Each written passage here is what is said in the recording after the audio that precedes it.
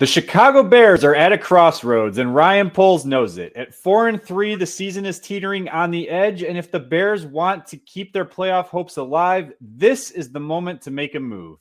The NFL trade deadline is heating up, and rumors are flying around Halas Hall. Could the Bears be ready to pull off a blockbuster deal to fix this roster before it's too late? Or is it just going to be more of something like a small, realistic trade on the side?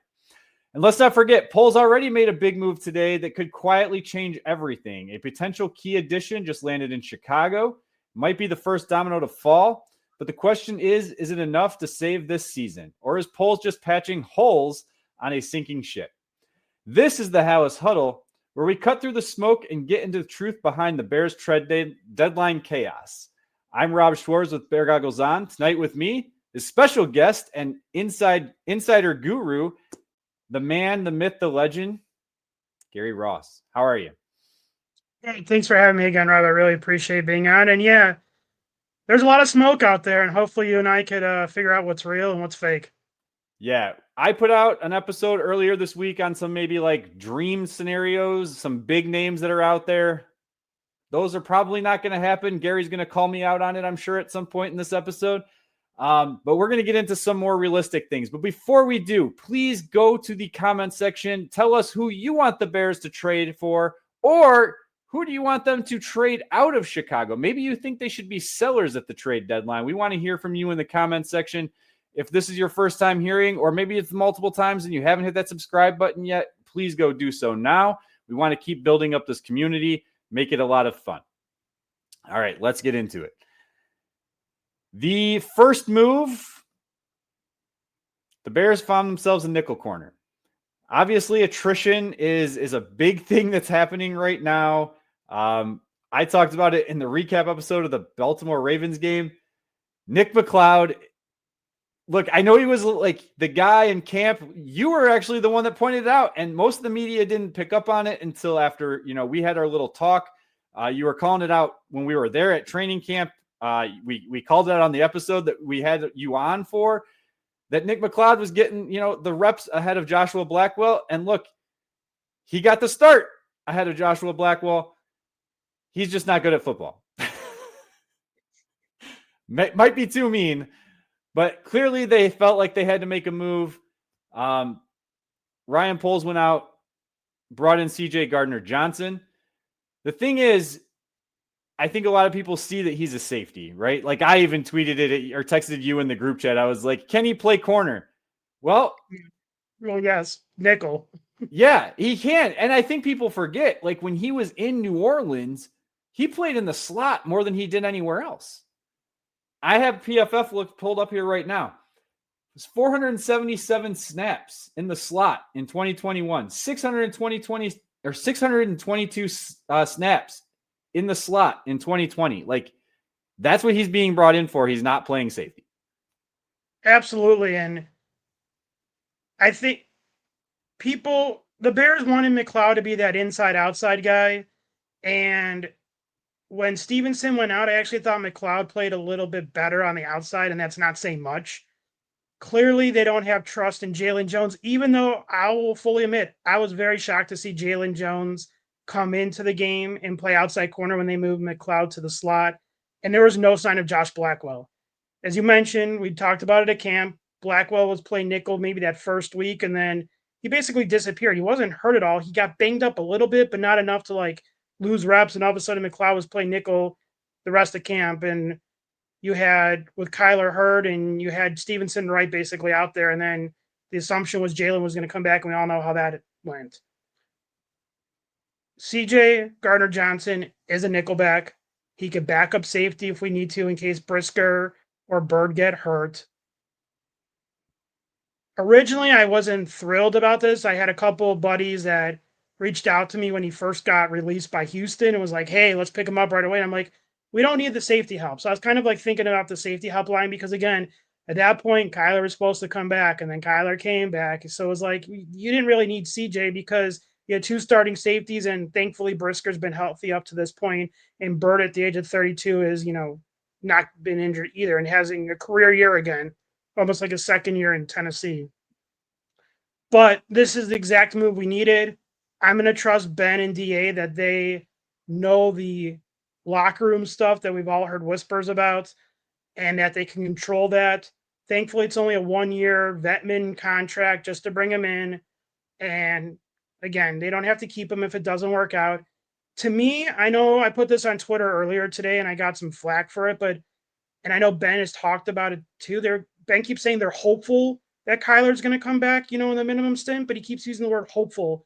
To me, I really think he's going to probably be out 6 weeks, even worst case 8 weeks, which puts it, somewhere around week 14.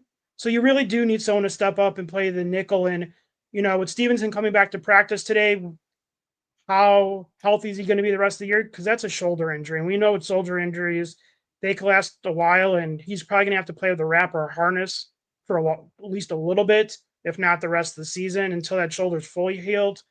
So at this point, I think CJ's a great signing for nickel. It puts McLeod back to cornerback 3 right now, assuming Stevenson stays healthy. It moves Jalen Jones back to a pure special teams corner, which is what he excels in, as well as Josh Blackwell. And I know we're going to talk about some other corners in a second, but at this point, you don't give up anything. It's a cheap deal. He was probably the best player available in free agency. So I think it's a positive signing in the short term.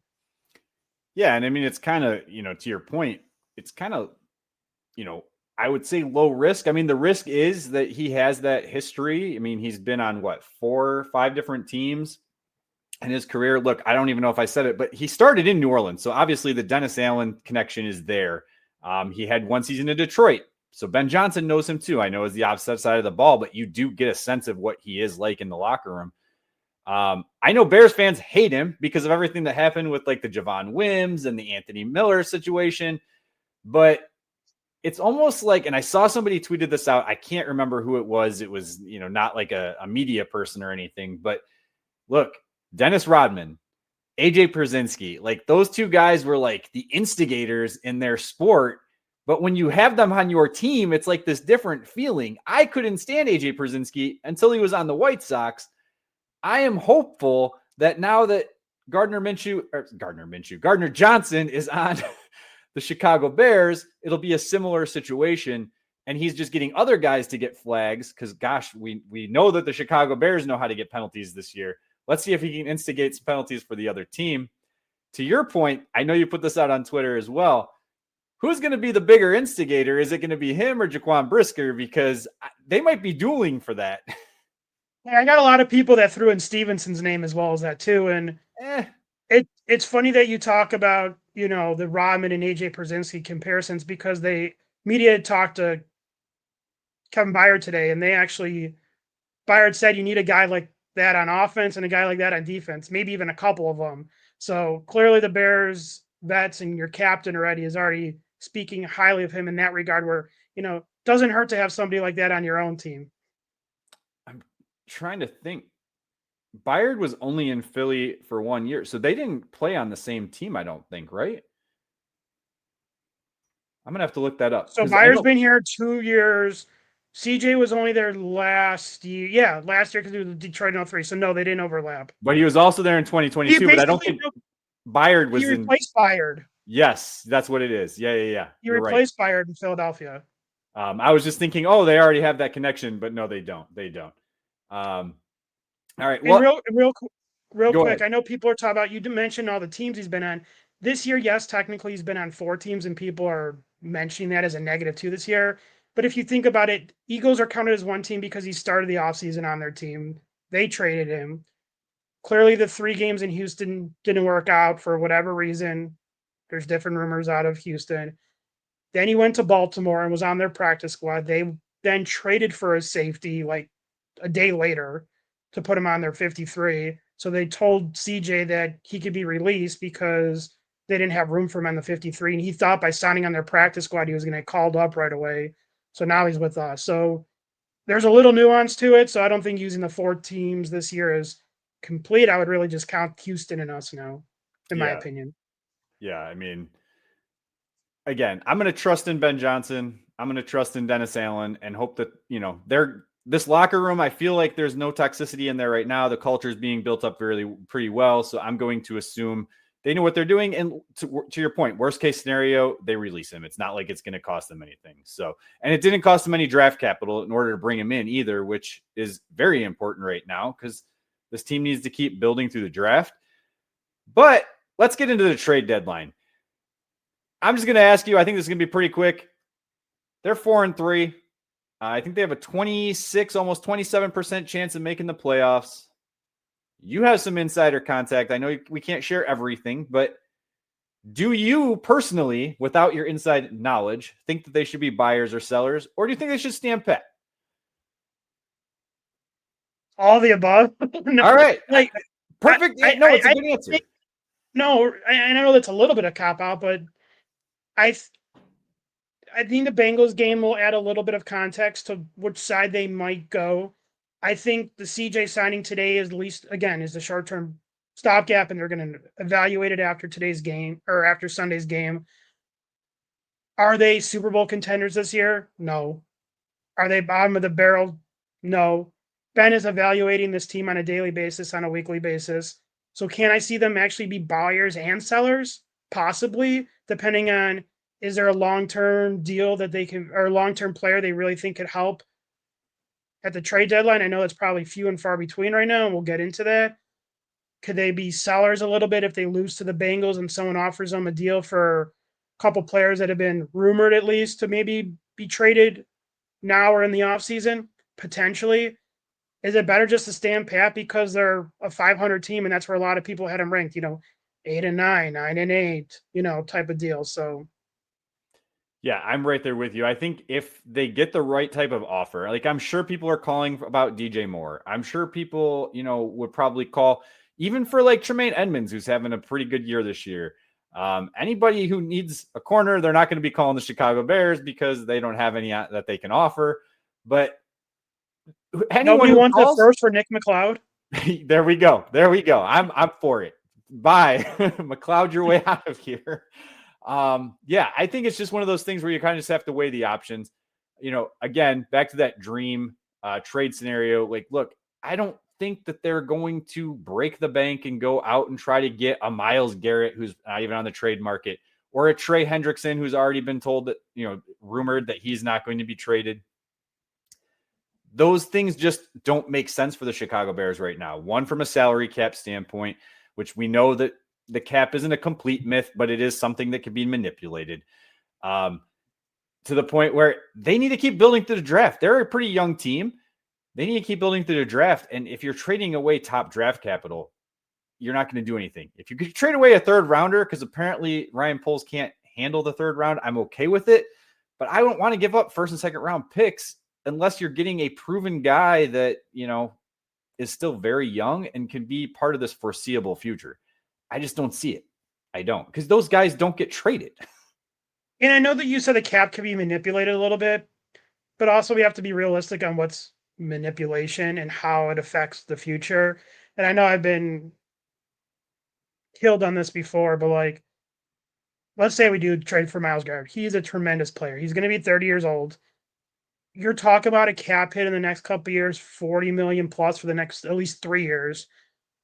Yes, again, you can move around the cap, but that does hurt for the rest of the rebuild. Plus, Myles Garrett probably will take more than what Parsons got. So you're probably talking 2 firsts, a third or a fourth, and maybe a younger player, or maybe a better younger player and a later pick. Like, hypothetically, would Myles Garrett cost you 2 firsts, Gervon Dexter, and a fifth, like a future fifth? I don't know. That's a pure hypothetical. Maybe Cleveland would have won even more, right? Because they need a lot of draft picks to restock that cabinet. Plus, you got to fit them on this year. So then to fit them, then you got to start restructuring people this year. So the easy restructures or the simple restructures are like DJ and Sweat, but everyone wants them traded or cut anyways, either now or in the offseason. So then you've got those guys longer. So then you turn into the Saints a little bit about continue to push money in the future. And some teams could do that in a short window, but it eventually comes due, and you've got to eat the dead cap at some point. You turn into the Ryan Pace Chicago Bears. Very true. And then you get all the negative publicity of getting rid of those guys, and everybody hates you for that too. And exactly. There's a no-win scenario. 100%. All right. Well, I do think they should be buyers, but to that degree, I think it should be, low cost, middle of the road type of situation, maybe a little bit of a higher reward, like guys that have some potential to help impact this team. And we're going to talk about a few of those guys. I'm going to turn these first two in for you first, because these are two of the names that you had brought up. I will admit Rasul Douglas was a guy that I had on my list when I was thinking about the trade episode prior. And I was like, okay, well, that's more of a realistic one. I'm not going to put him in the dream scenario. For anyone who doesn't know, he's currently with the Miami Dolphins, who did just win. I don't think that's going to make them buyers. I still think they're going to sell. As of right now, their rumors are that they're only looking to sell a pass rusher. So it's either going to be Chubb, Phillips, or it's going to be Judon, who apparently that's the one they're really pushing. I don't know who wants a 33-year-old pass rusher who's only getting 40 to 50% of the snaps. Maybe somebody does. Last year. Yeah, that's true. That's true. I don't want him here in Chicago. No, and I don't think Judon fits the DA system either. So about Rasul Douglas, the reason I mentioned him to you is, one, he's realistic. He signed with Miami late August, right? So he was one of those aging veterans who's been around the league a while. He had some productive years with Green Bay recently. He's not a great corner, but to be a low-end CB2 at this point, depending on Stevenson's severity with that shoulder, it's still not a bad pickup. Now, with Stevenson back, we have to taper this a little bit, right? Like, if we're still going to trade for a corner right now, that corner would be competing with Wright. And as much as Wright gives up the big play, he has held his own for low-end CB2. So, like, Wright would be the type of guy that the Bears would be looking to trade for right now as well. So, How much better is Rasul Douglas than Nahshon Wright right now? It's probably marginal. But to get someone like Douglas, I would probably give up maybe like a 6 to get like Douglas in a 7 back. One of those pick swaps you always see. I think he could be still a solid starter for the end of the year. It is a rental. I wasn't big into rentals, but right now we just need the depth in the secondary. And then, are we going to talk about the other? Do you want to talk about the other guy too, or do you just want? Yeah, I just want to touch base. I mean, I think you brought it up. Like I have here on the slide. Like, look, attrition is a big problem, and look, I agree with you. I think Rasul Douglas is basically Nahshon Wright. Like, he is literally, they're very, very similar type of guy, right? As far as their talent level goes. I just look at it as, we don't know what's going to happen between now and the end of the year, and you only have one trade deadline, right? So if you're looking to bring someone in, to your point, maybe Kyler Gordon is out for a while, and that's why they have Gardner-Johnson coming in to replace him. We don't know what could happen with Tyreek Stevenson, even if he comes back this week, and I know he practiced today. I don't know for sure that might not linger, right? So we need to look at what happens if Nahshon Wright gets hurt. Like, it's good to have backups, and to your point, a low cost, I don't think it costs more than a 5th or 6th round pick for this guy. And I would think you'd get some type of pick swap in return, like you had said. I will say, out of these two names, Alontae Taylor to me makes more sense. I think he's going to cost a little bit more, but he's definitely the better option out of the two. Yeah, if we didn't sign Gardner-Johnson today, if we didn't sign Johnson today, I probably would have leaned Taylor, because Taylor has that versatility. In the same sense, Nick McLeod has that versatility, more of a nickelback, but can play outside, right? So, I would like Taylor. You know, there's some talk out of, New Orleans that the price on Taylor is higher as a rental. And so I would really like to wonder what if the Bears have called. He's got experience in the system with DA the last few years, right? He is a rental. He's got 3 years with under DA. If Gardner-Johnson doesn't work out, Taylor could come in and play that nickel as well. He could play the outside, to your point, if one of those two guys get hurt. As well, he's also got some special teams value, right? So, like, the one thing about Rasul Douglas, and I have not paid close enough attention to Miami this year, but Douglas at this point in his career is a pure outside and really not a special teamer.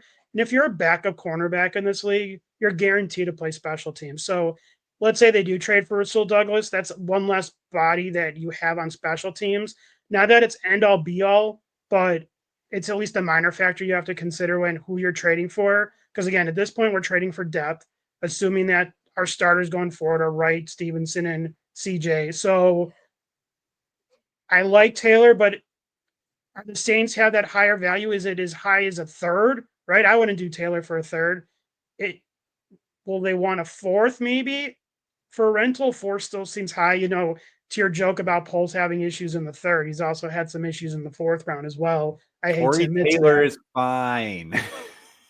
No, well, Ruben Hippolyte, your best friend, and unfortunately, Roshan Johnson has been a disappointment as much as I would have thought. Going into that hard hitting practice that Tuesday that Ben Johnson talked about, sound like Rojo was like gonna have a lot of carries in the system, and then it literally from that practice to hurt now, he's had what 3 total, Yeah, so. He's been great on special teams, don't get me wrong, but that's why you have Travis Homer as your special teams running back. So, again, special teams spots to Hightower are important. So, between these two guys, I would trade Taylor. But again, I wouldn't. Maybe I offer fifth and hope to get like a sixth or seventh back as well. This is a rental. I really don't want to give up more than a fifth for Taylor. Best. Again, Douglas, I would give up even a little bit less. Again, less value when it comes to special teams, older, only an outside corner, so at least Taylor's got that versatility. Yeah, I don't really have much to add because I feel like you nailed it on the head here with him as well. I do think corner's a little bit less of a need now, to your point, that they brought in Gardner-Johnson. I will say one area that I would like to see them add, and another area that has seen a little bit of attrition is the defensive line. Ben Johnson talked about the defensive line. He talked specifically about Montez Sweat and how he's kind of been coming on a little bit over the last few weeks, and he likes what he's seen. He talked about Dio being able to add some pressure through the inside, but how he, in a polite way, kind of said he can't do anything from the outside, from the edge. So you mean his one spin move doesn't work every play on the outside? Apparently not. It did in the first week, right? And then it just kind of went away. But now you have a situation where we just saw on the very first play on the kickoff last week, and no one I would have thought, especially coming from me, I'd be upset that Dominique Robinson isn't able to play in a game because I wanted to cut him for the last 2 years, but he was having a good season in DA's system. As a guy just off the bench. I know Austin Booker is coming back, and that could be, the piece that they need. But look, he's not proven anything in the regular season, so we don't know for sure that we're going to see this happen. So I do think an edge rusher is something that they should look into. I know in our text leading up to this, we had talked, is there an upgrade? I don't really think there's an upgrade, but I do think that they need to bring in additional depth and just a guy who can, maybe add 4 or 5 sacks before the end of the year is done. So I'm going to throw it in here. We're going to start. I know I hinted already at one of these in our text thread. Gary doesn't know the other one.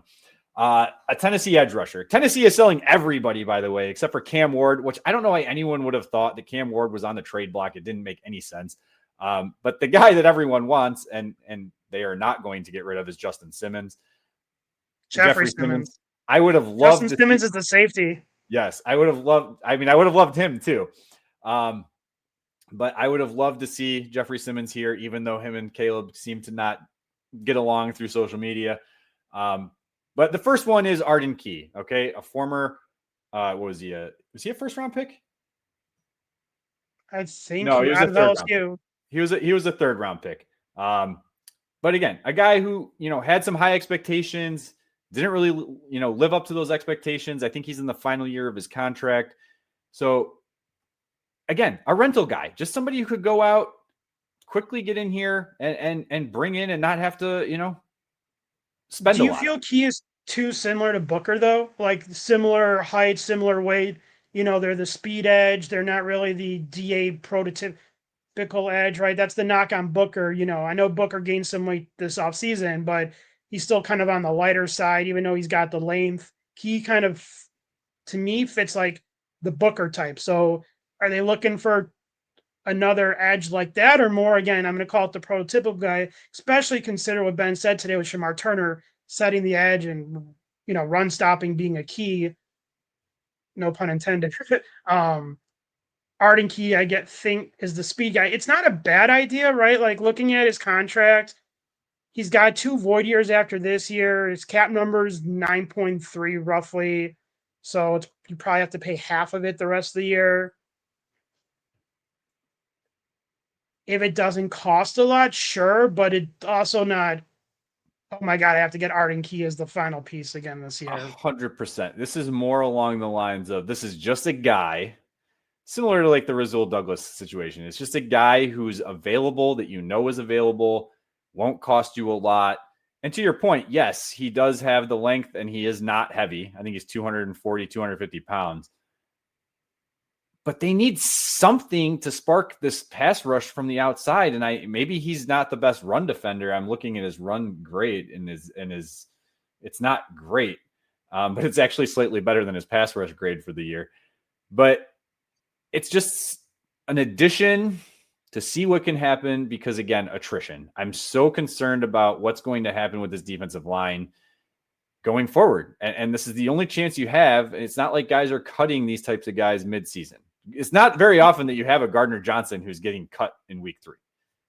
Well, and to your point about attrition, Booker goes from being DN5, right? Like to now being DN3 just because of attrition. Yeah. And right now, Daniel Hardy, your special team stud is DE4, right? Like, so I can understand needing another body. I know they just signed a couple guys to the practice squad, but, is Chroma getting called up on Sunday because they just need another body at defensive end, right? Jeremiah Chroma has been with the Bears the last couple years on the practice squad. Again, not another typical DA end, but has some length, more of an outside linebacker type. But who's your other defensive end you want to throw at me that I was in? So this is a guy, this goes all the way back to the Ryan Pace era, I believe.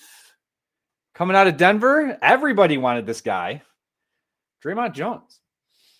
He's a linebacker for Tennessee right now, but he used to be an edge rusher when he was in Denver off the line. And similar situation. He's, on the last year of his deal, I believe, if I looked at it correctly. Not going to cost you much. I believe he signed a 1-year deal, so that's why he's on the last year of his deal. And just a guy, he doesn't have the length. He's only 6'3", but he's 280 pounds. And he's definitely someone I could just see, again, going after a team that is selling, just trying to get a body in here. His pass rushing is better, in my opinion, than Arden Key's. He's just a guy who's going to get you 5-6 sacks a year, maybe 4 over the. He's got 1 in the last 3 games. 1 total, 1 each in the last 3 games. So 3 sacks in the last 3 games. I don't know. Just a thought. Just throwing it out there. Sure. Like I again, he might be more, your run stuffing edge. You're right. He does have 3 sacks on the season, 22 tackles. Do they want a 6th or 7th for him? You know what I'm saying? Like, if you're really just trying to add a body, he's probably better than Chroma, as we're joking about, or I honestly think he'd be better than Hardy. Garvin. What? I honestly think he'd be better than Hardy. I don't think Hardy's really a defensive end in the sense. Like, Hardy's really, as we heard from the media this offseason, right? They were trying Hardy even at linebacker at one point, right? They know that he's a special team stud, but he's that tweener position where he's really not an edge, but he's not really a linebacker. So what do you do with him? He probably fit better in a 3-4 scheme, to be truthful, right? To be that outside linebacker guy. And I lied. It was Ryan Poles era because it was 2023 when he became a free agent coming out of Denver. So it would have been Ryan Poles. But I do remember, like, the whole talk was like everybody wanted him on social media. No, it was the guy that went to Seattle that everybody wanted from Denver. Yes. Yeah. The defensive tackle. That's the guy. I mean, he was a defensive tackle for Denver at some point. He was defensive end for them at some point. But again, he's got 33.5 sacks in his career over a 6.5 years. I mean, he's not great, but he's an a body that you can put in there and a guy that can set the edge and a guy who can, get to the quarterback at times. So I don't know. Again, it was just an idea. Thought I'd throw it out there, a name for people to consider, because that's where we're at this point. We're not talking that they are going to go out and get, again, a top guy. They just need a body or two, but someone that's better than what they have, to your point, on the practice squad or at the back end of their roster. The next guy, though, I do think might be, honestly, he's probably an upgrade, at least from what we've seen so far from Daya. And a guy who's very familiar with Dennis Allen. I mean, he's literally with the Saints right now, is Carl Granderson, right? A little bit older. So I didn't look at his contract situation. I have it up right now on my phone. Okay. So he's 29. He's got, after this season, 3 more years on the contract. So that puts you through your 33 or 32 season. Yep. His cap hit the next 2 years is $18 million. Each season? Each season. Okay. It's a little steep, but I mean, you're also talking a guy who gets 5 to 8 sacks a year. If we didn't have Dio, Carl Granderson would probably be the perfect fit. Yeah, and you can get rid of Dio after next year, right? So, I mean, right. You just have a lot of money on the D line next year. It's like Grady, like Dio and Grady are guaranteed. Shouldn't say guaranteed. Most likely going to be on the team through next year, right? Because their contracts don't have outs until after 2026. Right. There is an out on Sweat's contract this offseason. They could also trade Sweat, right? But then if you're trading Sweat, you probably want even an upgrade over Carl Granderson, right? Carl Granderson and Dyer are not going to be your edges, like your starting edges.